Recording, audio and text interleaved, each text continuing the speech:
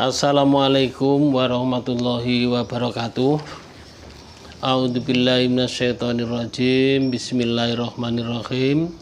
Alhamdulillah, kami panjatkan rasa puji syukur kehadirat Allah Subhanahu wa taala yang pada sore hari ini saya dalam keadaan sehat walafiat, tidak ada halangan suatu pun apa. Salawat berserta salam dengan ucapan Allahumma sholli ala sayyidina Muhammad wa ala ali sayyidina Muhammad. Ya, dalam syairnya sallallahu ala Muhammad sallallahu alaihi wasallam sallallahu ala Muhammad sallallahu alaihi wasallam. Kami sanjungkan kepada Baginda Muhammad sallallahu alaihi wasallam.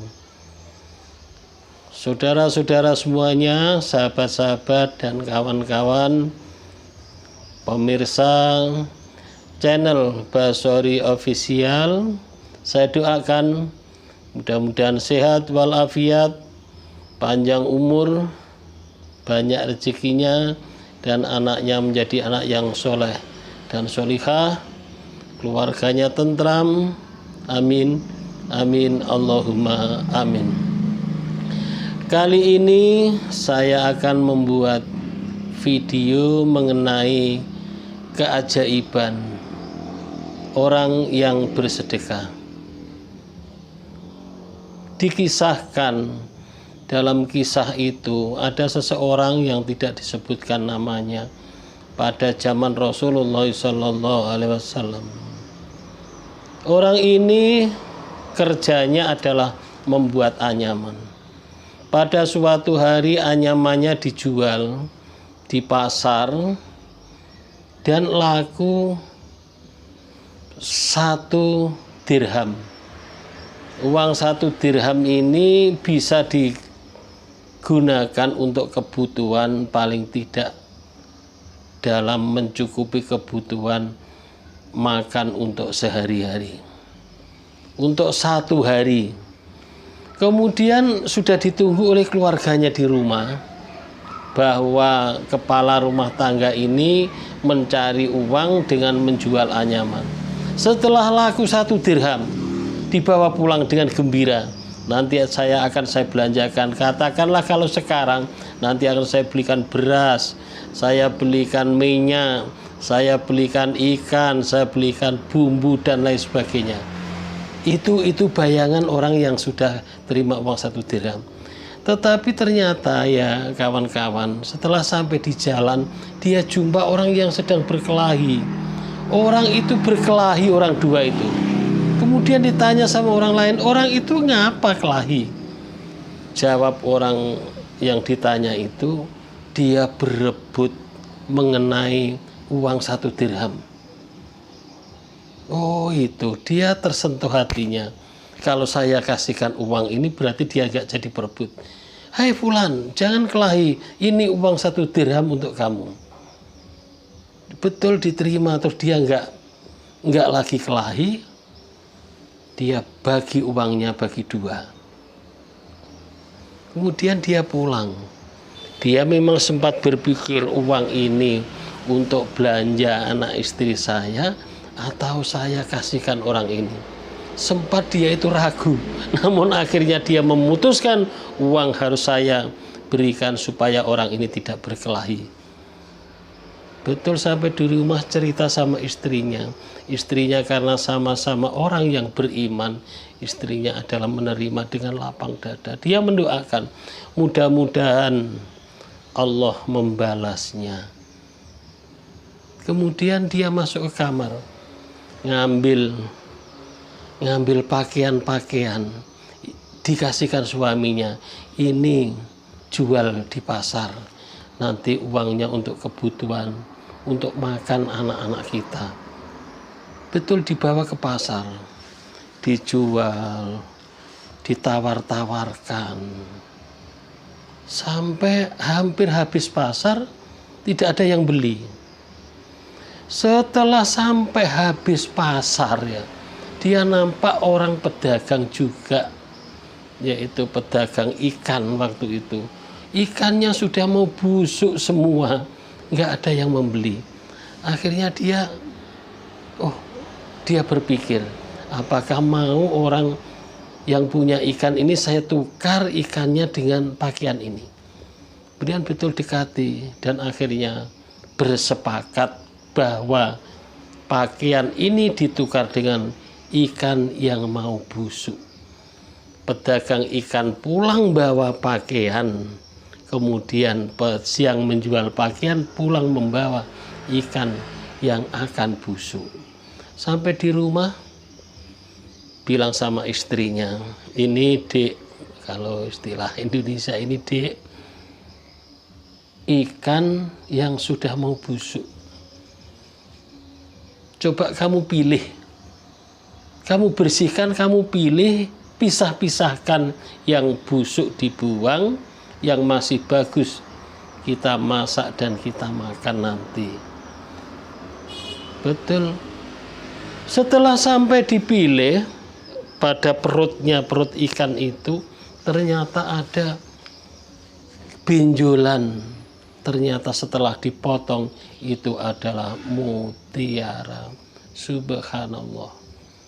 Allah membalasnya. Bilang istrinya, ini Bang, ada mutiara yang sebesar telur ini. Kemudian singkat ceritanya dibawalah ke ahli mutiara. Kalau di Indonesia ya ke toko emas. Nah, sampai di toko emas yang pertama dia bilang, ini mutiaramu bagus sekali, maka kemampuan kamu mau jual berapa? Orang ini tidak tahu mau dijual berapa, nggak pernah menjual mutiara. Kemudian toko emas ini bilang, ini mutiaramu saya beli 60.000 dirham. Terkejut orang itu. Subhanallah, saya sedekah 1 dirham dibalas Allah 60.000. Diam dia. Belum sampai dia menjawab diberikan oleh toko emas, dia bilang, kalau mau harga yang lebih tinggi bawa ke tempat kawan saya sana. Betul, dibawa ke sana. Di sana singkat ceritanya dia bilang, ini mutiaramu saya beli 80.000 dirham. Kalau kamu harga yang lebih tinggi bawa sana. Kemudian dibawa ke toko emas yang terakhir. Toko emas yang terakhir ini bilang, kemampuan kamu dan kemampuan barangmu ini, mutiaramu ini, saya mampu membeli 120.000 dirham. Subhanallah. Akhirnya menjadi sepakat dikasihkan. Uang 160.000 dirham ini dimasukkan ke kantong menjadi 6 kantong. Satu kantongnya adalah 20.000 dirham, dibawa pulang. Subhanallah, dia bersyukur. Ini uang untuk apa? Uang sebanyak ini. Uang 1 dirham saja sudah banyak. Ini adalah 120.000 dirham, 6 kantong. Enggak lama, belum sampai dia cerita dengan istrinya yang panjang lebar, ada pengemis datang. Tuan, saya sudah 2 hari ini tidak makan. Saya mohon rezeki dari Tuhan. Kemudian dia bilang, iya betul, alhamdulillah bahwa hari ini saya baru menerima rezeki dari Allah, yaitu 6 kantong ini. Kalau memang kamu membutuhkan, silahkan separuh. 3 kantong untuk kamu, 3 kantong untuk saya. Berarti adalah 60.000 dirham untuk kamu, 60.000 dirham untuk saya. Kemudian dibawa oleh pengemis. Tidak lama pengemis itu datang. Dia bilang bahwa saya tidak butuh uang. karena saya utusan Allah untuk menguji kamu, menguji keimananmu. Subhanallah, para kawan-kawan yang berbahagia. Itu memang sedekah adalah luar biasa. Maka kata Ustadz bahwa orang yang sedekah ini membuktikan bukti keimanan seseorang itu adalah di sedekah. Kalau yang amal yang lain, puasa, ibadah dan lain sebagainya, itu adalah untuk diri kita. Tapi kalau sedekah adalah untuk hasil kita serahkan kepada orang lain. Subhanallah. Memang sedekah ini ini ada suatu cerita. Saya dulu waktu masih bekerja, saya seorang guru, yaitu pada tahun 2013 itu sertifikasi. Dan sekitar tahun 2015 ya lancar sertifikasi saya, alhamdulillah. Kemudian saking asiknya ya orang yang sertifikasi harus kerja sungguh-sungguh, asiknya tugas sampai melupakan saya, lupa mengenai sertifikasi ini ya, lupa diurus. Padahal sertifikasi ini tiap 6 bulan itu ya, tiap 6 bulan ya kalau nggak salah itu terbit SK pencairan. 6 bulan terbit SK pencairan. Lah saya itu sudah sampai 6 bulan, sudah lebih, saya nggak ada ngurus, saya nggak tahu. Ya saking nggak tahu saya, kawan saya ya pada waktu itu ada jumpa kawan saya. Dia tanya, Pak Sori sudah keluar sertifikasinya. Saya bilang, loh belum. Dan SK-nya kan sudah keluar. Loh SK apa? Saya sudah terima SK yang tahun kemarin. Lah SK tahun ini maksudnya belum. Saking tidak tahu saya, kemudian ternyata itu harus dikerjakan lewat yaitu data dapodik. Data dapodik ada kata-kata valid dan tidak valid. Dan ternyata kawan-kawan saya itu sudah terima SK, sudah nunggu pencairan, saya belum tahu. Saya belum. Kemudian saya bilang operator saya coba buka dapodik. Ternyata setelah dibuka saya itu belum valid. Nah, terus saya menghubungi operator kabupaten lewat telepon. Setelah lewat telepon tidak selesai, saya langsung ajak ke sana. Ini Pak operator saya bilang begitu sama operator kabupaten. Lah Bapak itu bilang, jawabnya itu singkat, ini Pak, ini operator saya, iya. Jadi kata operator saya belum valid Pak, bagaimana jalan keluarnya? Ya operator kabupaten itu singkat, ini aplikasi yang di Jakarta sudah tutup. Loh jalan keluarnya Pak? Ya ini saya bawa operator saya, iya yang di Jakarta itu sudah tutup. Jadi jalan keluarnya Pak, ya nggak ada, sudah tutup. Ya tidak bisa dikerjakan, artinya itu walaupun buka aplikasi yang di pusat itu sudah tutup. Nah terus saya pulang dengan sedih saya. Nah, jadi kalau tidak valid itu katanya kan tidak terima uangnya. Jadi saya berarti kehilangan nanti itu sertifikasi 6 bulan. Aduh, saya pulang sambil kecewa sambil kecewa begini loh, saya kok bisa nggak tahu saking asiknya tugas di dalam itu. Seneng sudah sertifikasi, terus tugas itu ya seneng.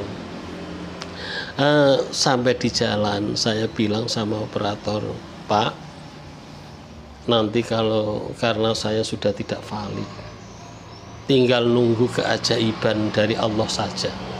Kalau kata operator tadi kan jelas nggak bisa, artinya nggak bisa terima duitnya. Jadi nunggu keajaiban dari Allah, mau nunggu ya katanya tadi kata operator kabupaten ya doa sajalah, mudah-mudahan nanti terima. Itu saya terus bilang sama operator, saya nadar lah, kalau nanti uang saya itu kok ternyata keluar, saya akan sedekah di panti, ya kebetulan waktu itu lewat panti asuhan, ini 1 juta. Kemudian setelah sampai di rumah, Kalau sama operator juga saya bilang nanti kalau keluar saya kasih uang minyak sekian itu biar sama-sama doa. Nah, kemudian sampai di masjid saya bilang sama pengurus masjid ya, saya itu kan kawan-kawan saya imam masjid itu. Saya bilang, Pak Imam, saya itu singkat ceritanya, saya itu dapodik saya itu nggak valid Pak. Kalau nggak valid itu nggak terima, tidak bisa cair uangnya. Tolong Pak doakan besok kalau sudah cair, saya akan sedekah di masjid. Gitu. Bapak Imam itu mungkin ya berarti yang doa itu orang banyak. Alhamdulillah pada bulan berikutnya ada sosialisasi, HP saya itu bunyi. Ini HP saya itu bunyi. Tit tit itu 2 kali. Setelah saya tengok, loh, uang masuk 3 bulan. Terbunyi lagi, tit tit tit. Saya tengok, oh uang masuk 3 bulan lagi. Nah, ini uang betul apa tidak? Saya cek di bank. Ini pas sosialisasi itu pas istirahat. Itu saya cek di bank kebetulan betul. Saking seneng saya, kawan saya itu terus saya belikan pulsa. Kemudian saya tanya, karena itu sosialisasi, ada kepala-kepala sekolah, ada kawan saya yang dulu mencemeh, kasihan dia lu Basori tidak valid gitu. Nah, saya tanya dia, Bu, sudah cair apa belum sertifikasinya? Ya belum lah, memang belum waktunya. Terus saya bilang, ini HP saya sudah bunyi. Padahal kemarin kan nggak valid saya kan, gitu. Alhamdulillah berkat mau bersedekah. Padahal baru mau, setelah sudah cair, saya dan istri saya alhamdulillah mengantarkan uang ke panti, ke masjid, dan alhamdulillah ke kawan. Subhanallah. Itulah sedekah. Ya, itu baru rencana bersedekah saja sudah dibalas oleh Allah Subhanahu wa ta'ala. Rencana untuk bersedekah. Maka kalau kita belajar ya, sedekah itu memang luar biasa. Maka saya ngutip yang Allah Subhanahu wa ta'ala itu sayang kepada hambanya, ya, menyayangi hambanya yang soleh dan senantiasa yang bersabar dalam menghadapi masalah. Dia bersedekah dan bersabar dalam menghadapi masalah. Demikian cerita yang tidak saya bikin-bikin ya, yang cerita kedua nggak saya bikin-bikin. Cerita nyata ini mudah-mudahan memberikan motivasi untuk kita semuanya semakin rajin untuk bersedekah. Bagi kawan-kawan ya yang mempunyai keajaiban sedekah, keajaiban baca selawat, keajaiban menolong orang lain, keajaiban apa saja yang sifatnya adalah ibadah, saya mohon supaya di komen di bawah ini ditulis. Akan saya share ya, atau ditulis di nomor WA saya ya, nomor WA saya 0853 6879 5531. Saya ulangi 0853 6879 5531 ya. Dan kalau yang sudah mengirimkan akan saya share, mudah-mudahan Allah Subhanahu wa ta'ala memberikan yang terbaik bagi kawan-kawan, karena termasuk ibadah ya, termasuk ibadah. Dan kalau memang sudah saya share, karena orang lain akan memberikan motivasi semakin rajin dia beribadah. Dan yang terakhir, kritik dan saran ya dari kawan-kawan semuanya. Kalau cerita ini kurang betul dan bagaimana sarannya, saya mohon ditulis di komen di bawah ini.